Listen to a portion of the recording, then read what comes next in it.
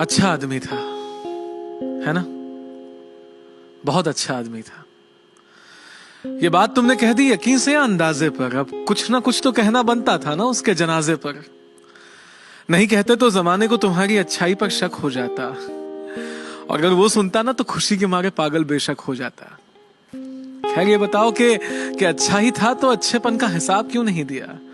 हफ्ते भर से कुछ पूछ तो रहा था ना वो, कभी सवालों का जवाब क्यों नहीं दिया? वो जब पूछता कि मेरी जिंदगी में गमों के सिवा कुछ बाकी रहेगा या नहीं, और तुम हंसकर कह देते कि यार तू इसके सिवा कुछ और कहेगा या नहीं। काश के हंसी ठहाके के सिलसिले को तोड़कर देखा होता। काश के जितने बार उसे अलविदा कहा उसी रास्ते पर रुक कर पीछे मुड़कर देखा होता, तो जानते कि तुमसे मिलने के बाद वो कभी घर नहीं गया था। उसके चेहरे से नाराजगी का असर नहीं गया था। वहीं पेड़ के सहारे सड़क के किनारे बैठ जाया करता था, आते जाते मुसाफिरों से रूठ जाया करता था। तुम जानते थे ना कि वो हम सब से कुछ दिनों से बड़ा अलग अलग सा, दूर सा रहता था। पर क्या ये जानते हो कि अकेले पलंग पे लेटा अपने घर में पंखों दीवारों को घूरता रहता था? कहा तो था उसने कि मिलो, मुलाकातें करनी है, जो किसी और से नहीं कही वो तुमसे बातें करनी है। और तुम ऐसे में जिंदगी कैसे जीनी चाहिए ऐसी बातें फर्जी भेजकर, दो चार चुटकुलों के साथ हंसी वाला इमोजी भेजकर तुम्हें लगता था कि वो संभल जाएगा। संभला नहीं तो क्या हुआ, अच्छा आदमी है, समझ जाएगा। पर वो तुम्हारी चीजों को पढ़कर सोचता था कि एक मेरे पास ही हंसने की हसरत क्यों नहीं है, एक जिंदगी में मेरे सिवा ही किसी को मेरी जरूरत क्यों नहीं है? जरूरत है। काश के उसे एहसास दिला दिया होता, काश के उसे एहसास दिला दिया होता, बिना वजह गले लगाकर पास बिठा लिया होता। काश के जानते कि हर रोज वो जानबूझकर बिना कुछ खाए बेहोश कैसे हो जाता था। काश के समझते कि वो बोलते बोलते खामोश कैसे हो जाता था। काश के उसके लिए ही उससे लड़ लिया होता, उसकी घर की दीवारों से ज्यादा उसकी उस डायरी को पढ़ लिया होता, तो जानते कि उसके आंखों में कोई सपना नहीं था। उसके अपने बहुत थे पर उसका कोई अपना नहीं था। काश के हम में से कोई तो उसके घर पे वक्त पर पहुंचा होता, तो उसने उस दवाई की शीशी को खोलने से पहले कुछ तो सोचा होता। काश।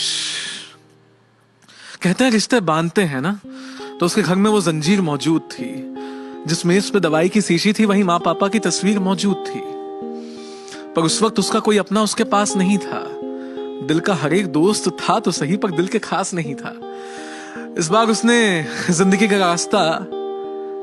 का रास्ता मौत के जानिब समझा। इस बार उसने चले जाना ही मुनासिब समझा। जाते जाते जिंदगी से सीखता गया वो, अपने आखिरी खत में लिखता गया वो कि मेरी मन मर्जी है कि मेरे दोस्तों को इसमें शामिल मत करना, वहां जाकर परेशान हो जाऊं, इतना काबिल मत करना। और तुम्हें जब जिंदगी बेसब्र मिली, तुम्हें उसके जाने की खबर मिली, तब एहसास हुआ कि वो सच कहता था, कितना सच्चा था। और आज सफेद लिबास पहनकर दुनिया को यह बताने आए हो कि वो कितना अच्छा था। अपने आप को दोस्ती का खुदा, रहनुमा, फरिश्ता सबसे जुदा कहने आए हो। जब तक वो था तब तक तो मिले नहीं, आज आखिरी अलविदा कहने आए हो। खैर, जब वक्त की परतों से लम्हों की धूल हटाओगे, जब उसके कब्र पे फूल चढ़ाने जाओगे, तो थोड़ी सी बेअदब सी, अजब सी लेकिन नाराज आएगी। उसकी आखिरी मिट्टी से वो एक आखिरी आवाज आएगी। आवाज कहेगी कि ऐसे कई मंजर के गवाह हम सभी खुद हैं। मुझ जैसे कई अच्छे लोग आज भी तुम्हारी महफिल में मौजूद हैं। तो अगली बार मेरे जैसा कोई दिख जाए तो उससे बातें करना, मुलाकातें करना, उसका दिल रख लेना, उसके घर जाकर उसे तोहफे देना और उस दवाई की शीशी को खिड़की के बाहर फेंक देना। तब शायद वो जिंदगी जीने का हौसला कर सके, तब शायद वो खुश रहने का फैसला कर सके। तब शायद तुमसे नेकी का काम हो जाए, उसकी दोस्तों की पहली लिस्ट में तुम्हारा नाम हो जाए। ये बातें हम सब जानते हैं, सबको पता है। बस आज कहना लाजमी था, ताकि तुम्हें किसी के घर जाकर सफेद लिबास पहनकर ये ना कहना पड़े कि वो अच्छा आदमी था।